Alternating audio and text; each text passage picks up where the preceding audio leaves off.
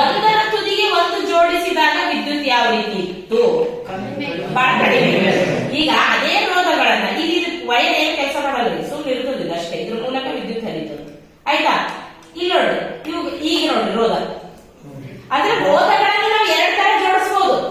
ಒಂದು ವಿದ್ಯುತ್ ಜಾಸ್ತಿ ಆಗಕ್ಕೆ, ಒಂದು ವಿದ್ಯುತ್ ಕಡಿಮೆ ಆಗಕ್ಕೆ. ಯಾವಾಗ ವಿದ್ಯುತ್ ಪ್ರವಾಹ ಕಡಿಮೆ ಆಗಿತ್ತು ನಮ್ಮ ಬಲ್ಬ್ನಾಗ? ಸರಣಿಯಲ್ಲಿ. ಹೌದಾ?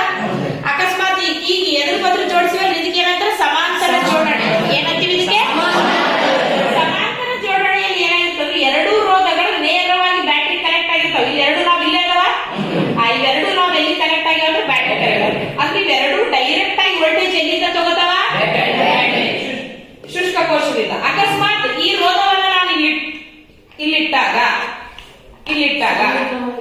ಈ ರೋಧ ಇಲ್ಲಿ ಎರಡನೇ ಜಾಗಕ್ಕೆ ಇಟ್ಟಿರಲ್ಲ, ಈ ರೋಧ ಬ್ಯಾಟ್ರಿ ಕನೆಕ್ಟೆಡ್ ಆದಲ್ಲಿ ಇಲ್ಲ ರೀ, ಡೈರೆಕ್ಟ್ ಆಗಿ ಕನೆಕ್ಟ್ ಇಲ್ಲ, ನಾವು ಸಂಪರ್ಕ ಕಲ್ಪಿಸಿಲ್ಲ. ಹಾಗಾಗಿ ಏನಾಗಿರುತ್ತದೆ? ವಿದ್ಯುತ್ ಮಂಡಲದಲ್ಲಿ ನೋಡಿ ಬೆಳಕು ಬಹಳ, ವಿದ್ಯುತ್ ಪ್ರವಾಹ ಬಹಳ ಕಡಿಮೆ ಇದೆ.